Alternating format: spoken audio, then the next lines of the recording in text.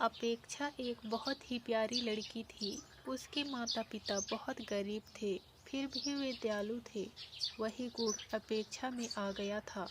वह जिस किसी को भी मुसीबत में देखती थी तो उसकी मदद करती थी। उसकी शादी नवीन नाम के लड़के से हुई। वह भी गरीब परिवार का था। नवीन और उसके माता पिता सभी लोग मजदूरी करने जाते थे और उसी से उनकी गुजर होती थी। यहाँ भी अपेक्षा का वही हिसाब था। अगर कोई उसके पास मांगने आ जाता तो वह उसे दे देती।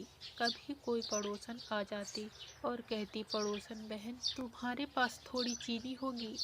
आज हमारे यहाँ चीनी खत्म हो गई है। मेरा बेटा दूध के लिए रो रहा है। वह ऐसे दूध ही नहीं पीता। तो वह कटोरी में चीनी ऐसे ही दे देती थी।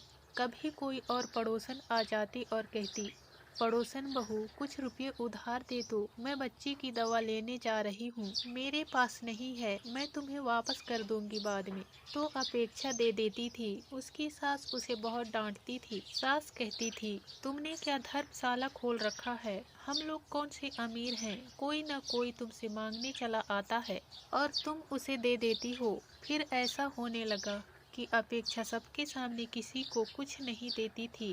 पूरे मोहल्ले की औरतें जब इकट्ठे होकर बातचीत करती थी तो कहती थी, ऐसी बहू हमने कभी नहीं देखी है।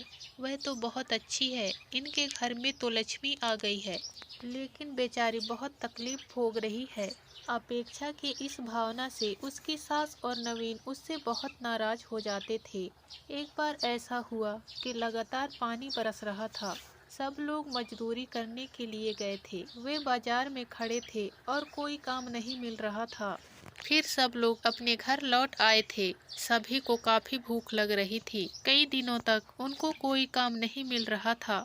वे बाजार जाते, खड़े रहते और घर वापस लौट आते थे। जो कुछ घर में रखा था वो पहले ही खत्म हो गया था। अब घर में खाने के लिए कुछ भी नहीं था। वे सब लोग बहुत भूखे बैठे थे और कह रहे थे कि हे भगवान, आज क्या खाएंगे? इतनी जोर से भूख लगी है। आज घर में कुछ भी नहीं है। आज मजदूरी भी नहीं मिली है तो आज खाना भी नहीं मिलेगा। यहाँ तो रोज कुआं खोदो, रोज पानी पियो वाली हालत है। तभी उसकी पड़ोसन पुष्पा आ गई कुछ मांगने। पुष्पा कहती है, अरे भाभी, उदास क्यों हो? क्या हुआ? अपेक्षा कहती है, आज हमारे यहाँ कुछ है ही नहीं। इतना सुनते ही पुष्पा अपने यहाँ गई और दाल, चावल और सब्जी ले आई। पुष्पा कहती है, भाभी खाना बना लो, तुमने हमारी बहुत मदद की थी। अब अपेक्षा ने चूल्हा जलाया। पहले दाल, चावल और सब्जी बनाई और रोटी सेकने लगी।